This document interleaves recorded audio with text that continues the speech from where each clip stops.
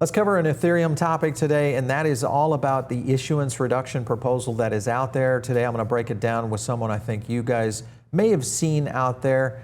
We'll get started in a moment. Before we do, I want to thank our sponsor, and that's Tangem, where you guys can get into self-custody, which is very easy to set up. And this is one of the things, especially in markets like this, when you just want to step back and say, just lock your assets away, wait for this bear market to endure, and put it into self-custody. You can do that through Tangem very easily.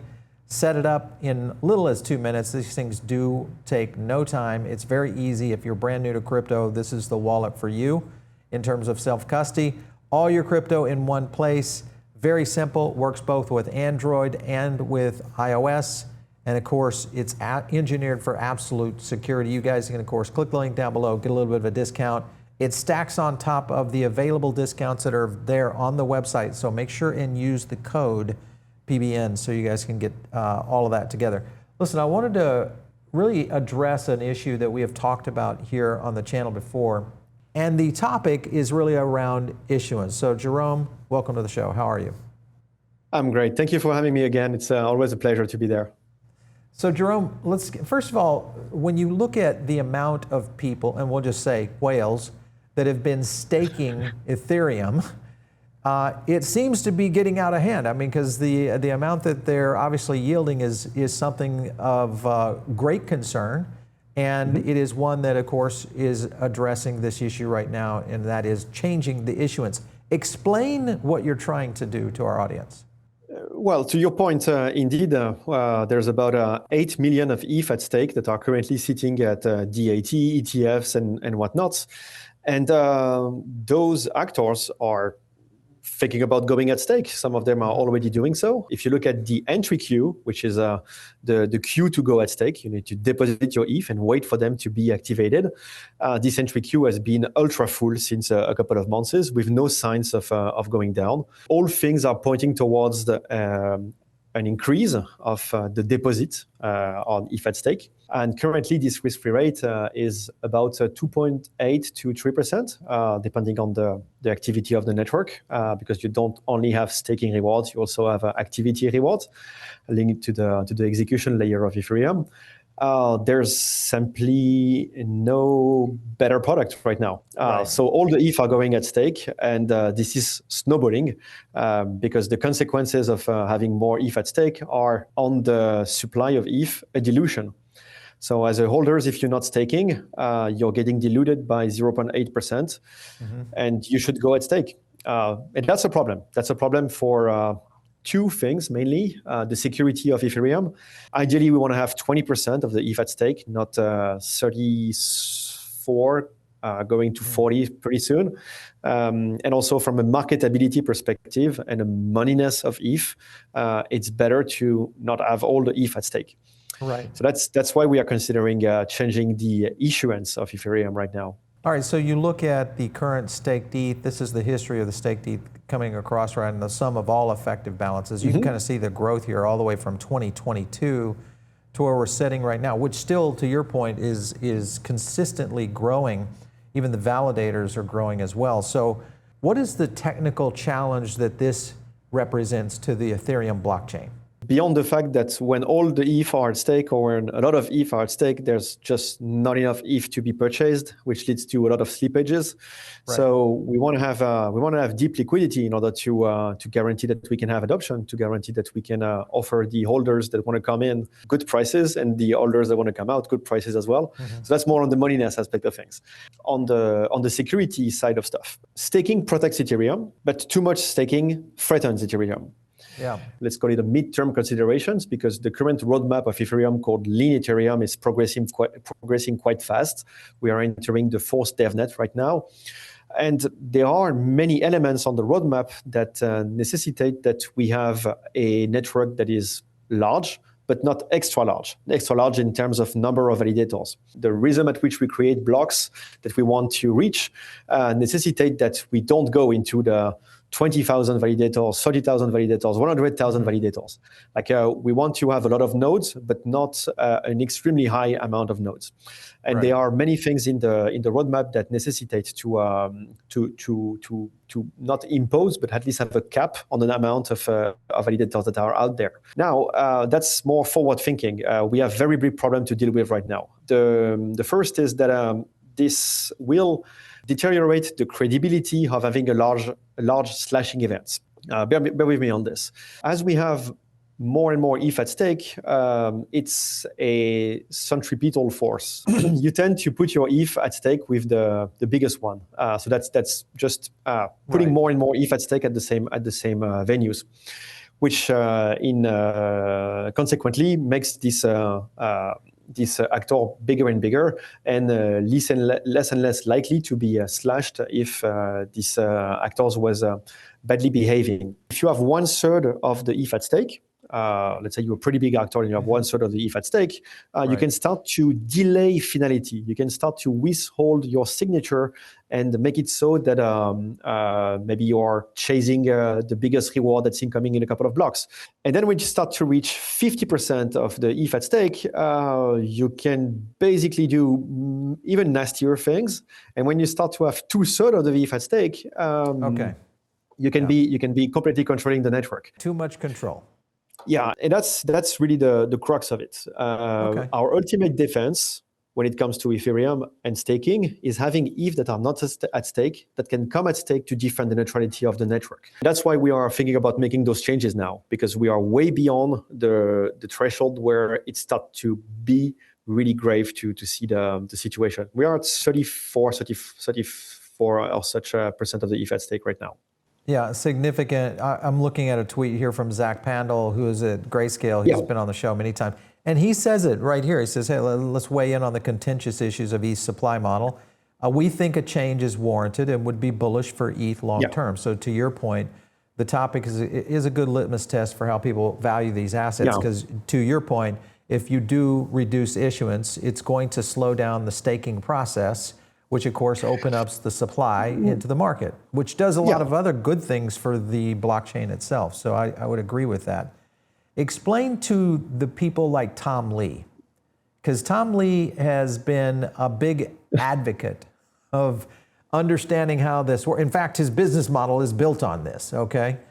And you know, he's out there taking, or trying to take about 5% of the supply, funnel it right into staking, and then take that money and put it good to use. So how do you argue with that kind of scenario? First off, Tom Lee is a great advocate for Ethereum as a whole. There's no way him or the people at Grayscale or the people behind DATs and so on are looking at the yield and thinking like, hey, this yield is protecting me or helping me out, selling the asset, while the principal is doing minus 10%, minus 20%, minus 30%. Like yield doesn't matter if ETH is going down. Like it's not helping their case selling their product in this case. Right. I really don't think that Tom Lee will be an opponent to these kind of changes, because what we're trying to change here is the issuance. Right now, if you look at how the supply of ETH is growing over the year, we are at 0.8% per year. Good? Not good? What is the benchmark? If you look at Bitcoin, it's 0.8 as well. That's okay, so we are doing as good as Bitcoin.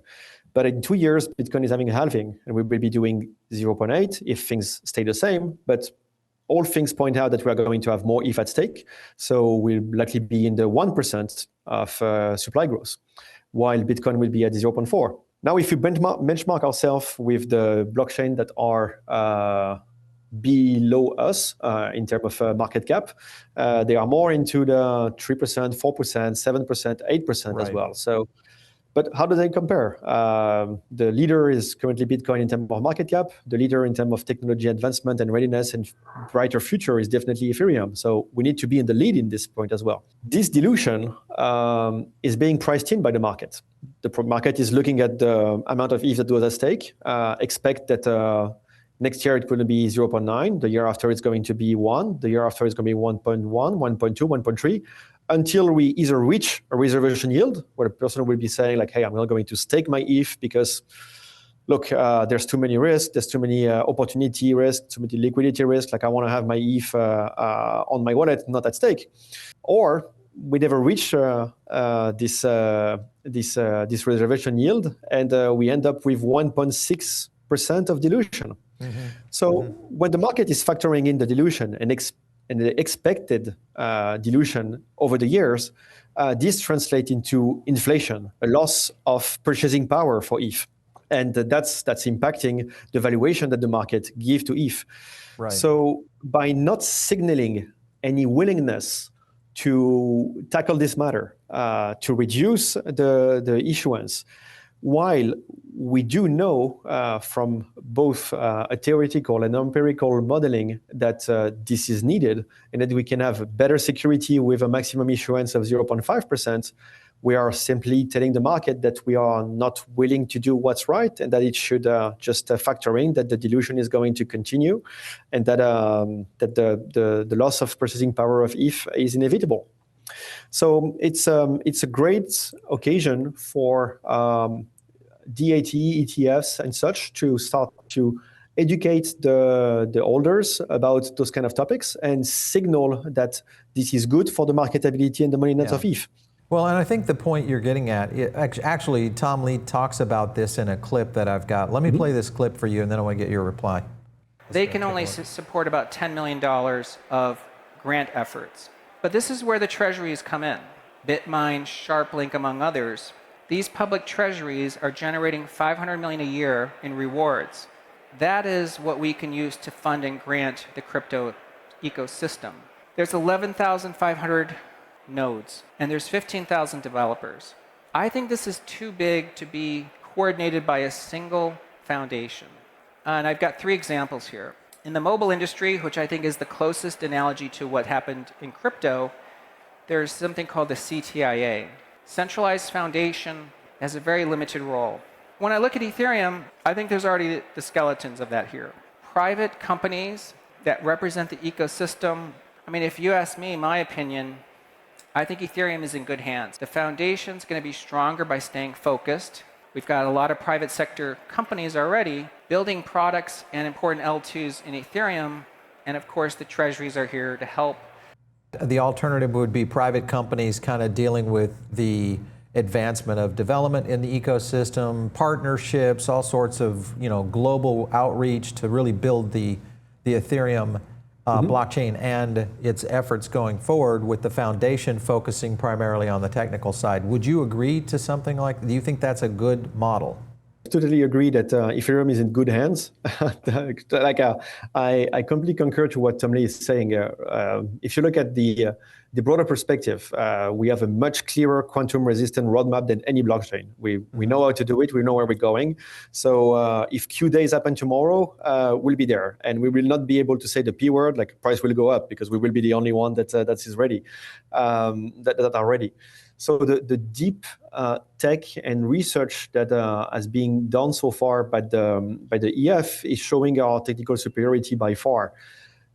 We have our security budget fully figured out.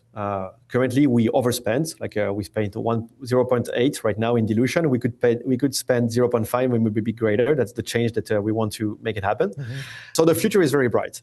But at the same time, we had 10 years of roller coaster in terms of difficulty to ship core features, to figure out the management inside an organization that is decentralized and going through different cycles, and a lot of criticism on the management of the foundation, which was tough to witness from the outside, and probably very tough to live from the inside. And at the same time, an industry that's ever growing. I think it's great to see newcomers, new entities coming to champion Ethereum and to focus about making Ethereum adoption and making the price go up and making the adoption go up and making the technical aspect of Ethereum stay in the lead. Yeah. So now we are blessed with having so many institutions that can come in and say like, hey, we built our business on this and we are willing to take it a lot further than it is right now. Well, you look at Tom Lee, I mean, he states it here, is that they're not opposed to the idea of staking issuance rate could change. So That's to your, I think to your credit that has been out there. Who would you say is against reducing issuance right now? Right. So if your ETH holders are like, there's no way you're not going to be there. I feel there will be some frustrations, maybe some opposition towards staking service providers of all kinds, because they will perceive that this may be against their business. Typically, a staking service provider like I mentioned Coinbase once, but like Coinbase is taking I think it's 40 basis points or 50 basis points. So if I put myself in their shoes, I'm thinking, that's a great proposal. Like currently, the staking is at the staking yield is at 2.8. We take 0.5 for our fees.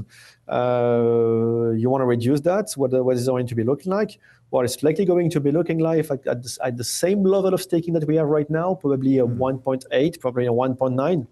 And they're going to be saying like, oh, wow. So that means that my customer is only getting 1.4 after my fees. Will I have to reduce my fees? Am I going to be earning less? Right. So for that, it depends on how the customer is captive to those kind of services. Maybe they will have to adjust their fees. Maybe the customer will just say like, hey, my ETH are cool parked at Coinbase, and I don't blame it. And for the record, I don't think Coinbase has ever said anything about issuance or express themselves. I'm just taking them as an example. Yeah, sure. But what we meant on the other side of the spectrum, they can also consider that price of ETH going up is going to bring them more holders. It's going to make their fees appreciate themselves. Like instead of taking 0.5 of something that's valued at 2,000, you're probably going to be taking 0.5 as something that's valued 4,000. So it may also help their business retain and be sustainable. While at first it may seem like something that's going to affect heavily their bottom line, and I really don't think it's going to be the case. Interesting. So I mostly perceive the resistance coming from staking service providers, and that's normal. But the support from Ether holders and solo stakers and people that are staking themselves is utterly positive. We wait to see if DATs, like Sharplink hasn't said anything specifically on this, or even Tom Lee saying like, okay, we need to do this. But typically Grayscale has said like, hey, it's much better to have a sounder asset than a diluting asset that is much harder to sell to our future customers. So a couple of questions I want to hit on. First of all, would this boost or hurt Aave if issuance goes down? So typically Aave is an interesting case because a lot of the TVL of Aave is based on people doing looping, depositing Lido ETH or other LSTs. This will likely lead to having a less yield at stake for the people that will stay at stake. So it will potentially tell people that it's time to get out of Aave and seek for better yield elsewhere. When I say the situation right now is 34% of the ETH at stake, it's yielding 2.8%. That's the risk-free rate of Ethereum. Yeah. The current yield on Aave, if I'm not mistaken, it's 1.4. So you're telling me like Aave is less risky than staking? Right. No, we have a problem of mispricing here. Exactly. So naturally, we are just having more and more ETH going at stake. When will it stop? When will the reservation yield be found? I stand in the camp of the people that say that with the current curve, the reservation yield will never be found because at 100% of ETH at stake, we are at 1.6. There's no way we hit 100% for many different reasons. But even at 90% or 95% or 80%, we are still above what Aave can pay on a normal condition with looping. Yeah. So I think the Aave, as well as many different leading DeFi products, have already factored this in. They know that this changes is bound to happen for the sake of the future of Ethereum, and they are considering different ways to grow. Aave is heading massively towards the stablecoin and stablecoin distribution with a MiCA license now in Europe. With their own stablecoins as well, and betting a lot on real-world assets, which is a very trending new activity, and where Ethereum is leading as well. So it's going to be for the greater good, because when you want to do adoption, there's nothing harder than do adoption when the ticker is red.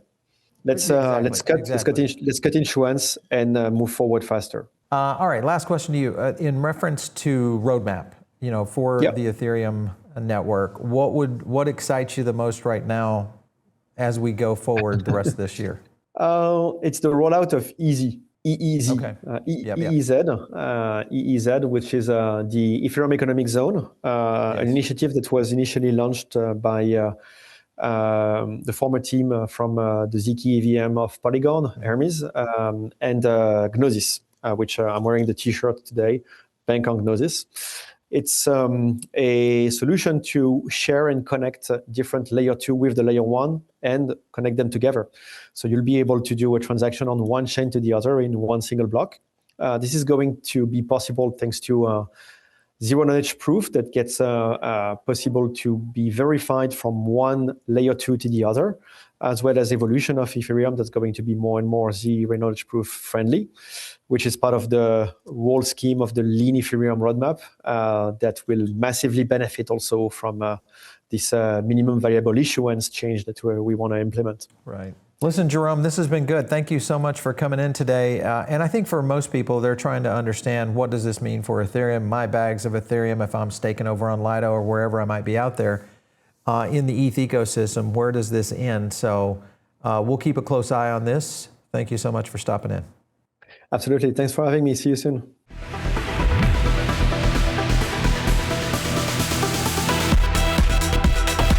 If you like this video, hit like and subscribe, drop a comment down below, and also join our free private member group. The link is in the description.